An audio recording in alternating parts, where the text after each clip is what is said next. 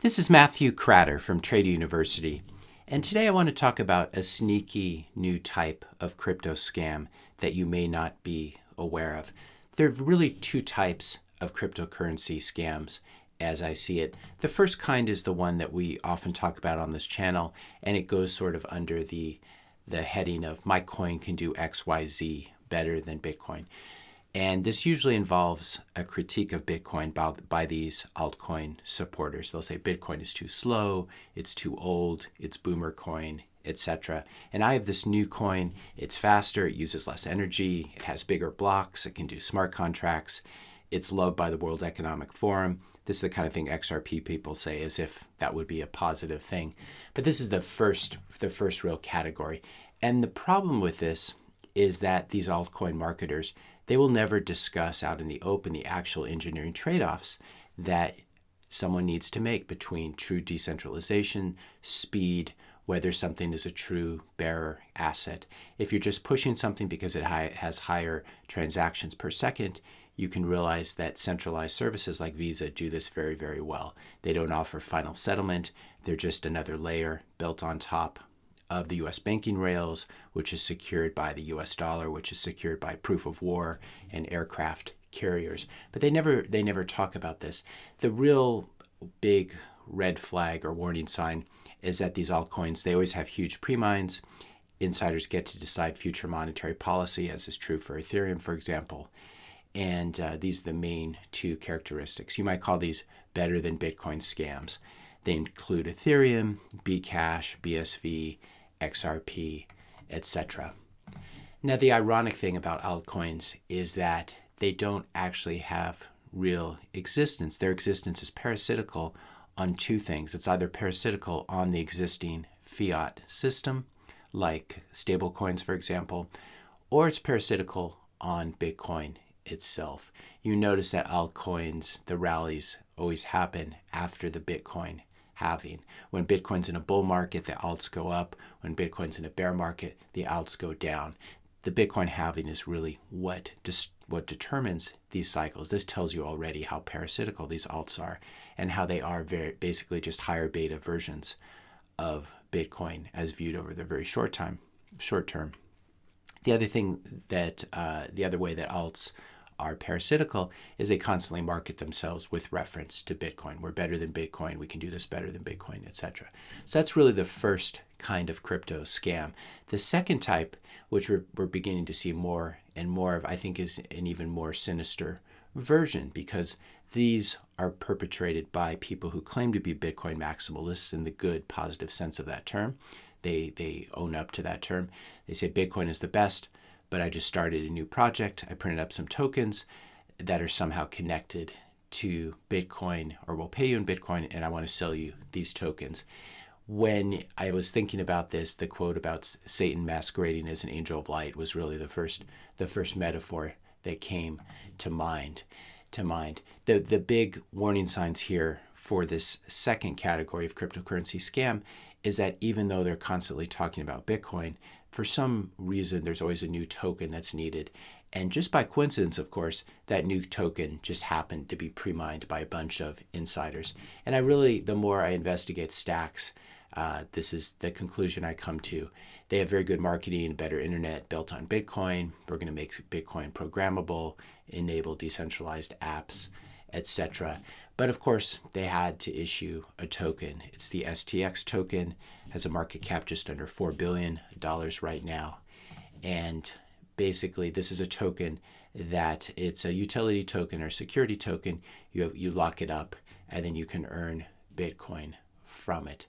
Now, the problem with this is, and it's great that you're earning Bitcoin, but why do they need a new token for this? Well, the reason they need a new token is because Stacks has a founder named Munib, and he awarded himself a very large amount of these tokens, not surprisingly.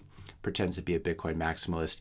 He participated and was awarded 6.6% of the supply of STX tokens. There were numerous both private and public token sales, in addition to giving some to a foundation. This sounds a lot like Ethereum. In addition to the parent company itself selling equity. So they were really dipping their hands into the punch bowl from as many directions as they could. In this way, I would say that Stacks and STX is really no different from Ethereum. It's just another utility token. You have to use it. You're required to use it in order to use the Stacks protocol. And it just happened, of course, that this was pre-mined by insiders. And you, just like Ethereum, you need to use it to pay for gas on the network. The metaphors they use are slightly different, but this is basically what it comes down to. You need to buy this utility token that Munib awarded himself a very large amount of. Stacks, and this is what I really want to emphasize, Stacks could have used Bitcoin as the token on their network if they wanted to. This would have been the purest form of doing it rather than creating their own tokens and awarding themselves a huge amount of these in a pre-mine. By contrast, and a lot of people I'm sure in the comments will bring this up, they'll bring up Blockstream and the fact that it's a private company that has issued equity. The real difference here is Blockstream never issued tokens that were pre-mined. Everything they did was SEC regulated or regulated by the regulators in Europe. And Blockstream never came up with their own token. They helped to develop the Liquid network. The Liquid network is a sidechain built on top of Bitcoin. It does use something called LBTC. It might look like this is a new token, but what it really is it's sort of a mirror version of Bitcoin. In order to get LBTC, you need to lock up BTC on the main blockchain, and these BTC and LBTC have a one-to-one relationship with each other.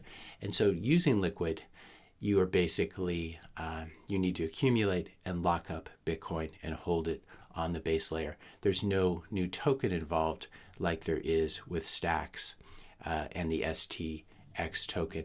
Another critique that often comes up besides the Liquid network is the Lightning network. Again, the Lightning network is a decentralized network. We can see how global it is now, and it does not use any other token. There are no Lightning tokens. There are some scammy altcoin promoters who have Lightning coins or Lightning tokens. Those have no relationship to this. The Lightning network is a layer 2 solution built on top of layer 1 Bitcoin, and the Lightning network uses BTC. It uses the same token. So again, these are always the big warning signs. When you see a company come out and there's a new token needed, it's not a one-to-one token with Bitcoin that actually increases the scarcity of Bitcoin by taking it off the market. It's actually a new token that you need to buy. And it's a token that was pre-mined for insiders. I like the idea that Stacks is working in the Bitcoin space, but I think this is a very, very misleading way to do it. And it's a sneaky way of just being another parasite on top of Bitcoin, but it's almost worse than Ethereum. Vitalik Buterin has been very critical of Bitcoin and said very bad things about it over his history, but Munib is always saying very good things about Bitcoin while he's trying to push you his own pre-mined token. I find this to be even darker than what Vitalik does. At least Vitalik is quite open about what he does, as abominable as it is. If you found this video helpful, be sure to hit that subscribe and like button. Hit the notification bell if you want to be notified when I publish my next video. And let me know your questions and comments in the comment section below. Thanks a lot for watching, and I'll see you in the next video.